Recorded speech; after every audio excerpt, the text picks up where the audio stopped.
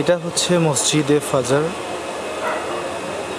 রাসূল পাক সাল্লাল্লাহু আলাইহি ওয়াসাল্লাম যখন মক্কা থেকে মদিনা হিজরত করে, তখন এই মসজিদে এসে প্রথম ফজরের নামাজ আদায় করেন।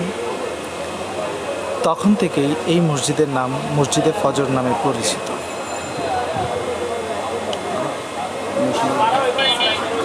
এই মসজিদটি খুব সুন্দরভাবে এখনও আল্লাহর নবীর মহান নিদর্শন হিসেবে রয়ে গেছে।